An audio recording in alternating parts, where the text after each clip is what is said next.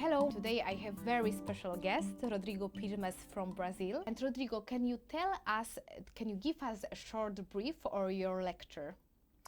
Okay, well, thank you for having me here in Poland, Anna. Thank you, Professor Hudnicka.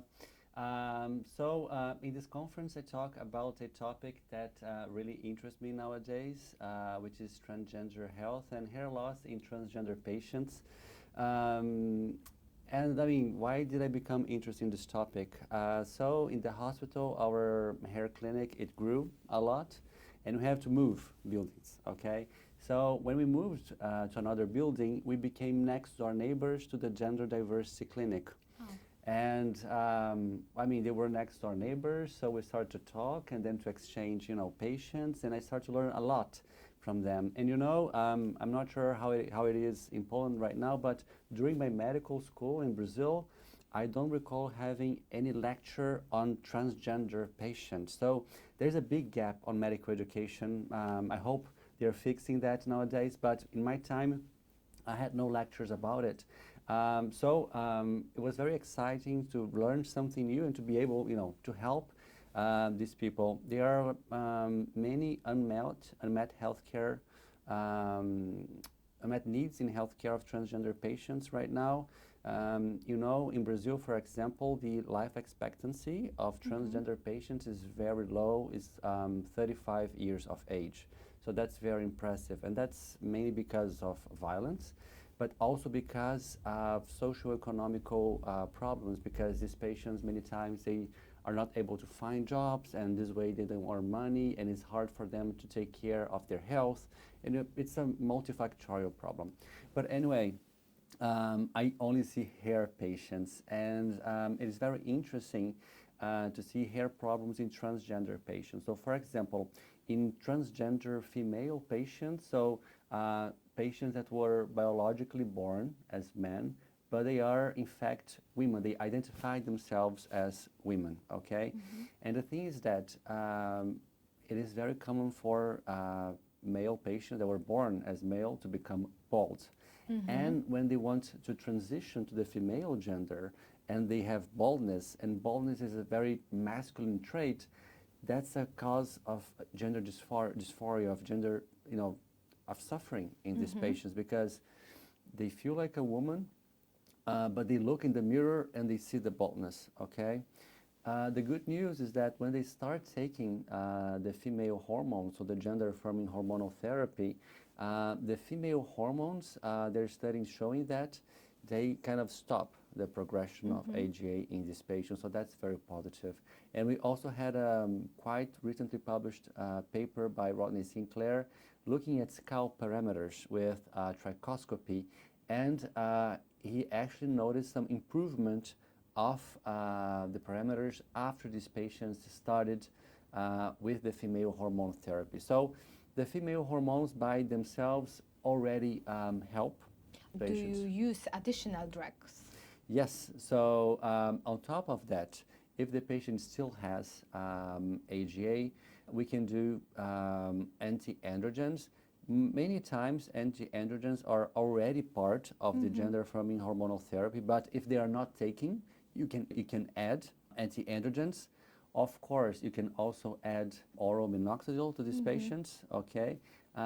Keep in mind that they are transitioning to the female gender, so they don't want lots of hair. So we start with very low doses, and if the patients, they do laser hair removal, and then we can escalate, we can go up with the doses. In this case, what is the typical dose of oral minoxidil which you use?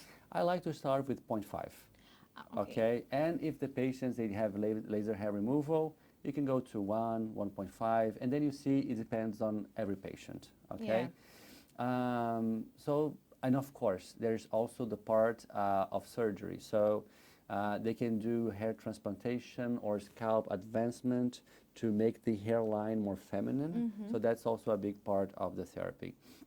And for the transgender men, so patients that were biologically born as females, but they are transitioning to the male gender. So they have to take testosterone, okay? And we know what happens when patients take testosterone. They start to develop AGA. And the studies show that around 50% of patients, they develop AGA during the testosterone therapy, okay? Then we need to fix it, okay? AGA, so androgenetic alopecia, is a late onset side effect.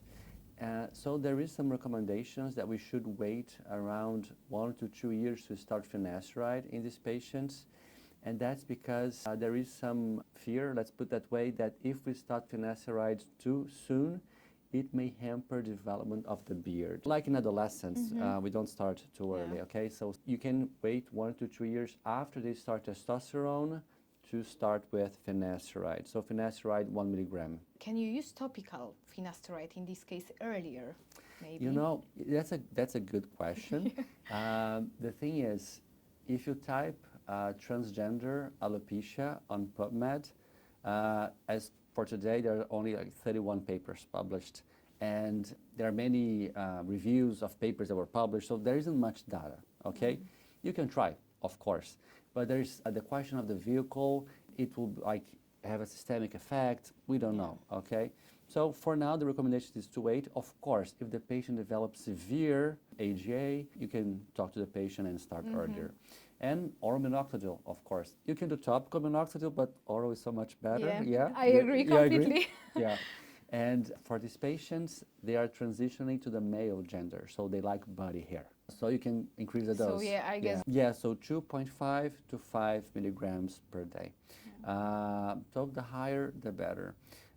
Something that is very important, you have to keep in mind that transgender male patients, even though they're using testosterone, they still have the uterus and the ovaries, and testosterone is not considered as a contraceptive. They will stop with the menses, but they still can get pregnant. So you have to discuss with them if there is a need of contraception depending on the type of relation that they have. Okay, so you have to openly discuss that, because if there's a chance they can get pregnant, you should start a contraceptive method. I would like to thank you very much, for this interesting brief.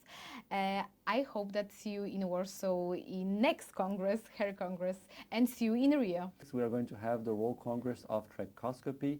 Of course, we're discussing trichoscopy, but everything related to hair. So from diagnosis to treatment. So hope to see you all and you in Rio. I will be there. Okay, so thank you very much. Thank you. Thank you.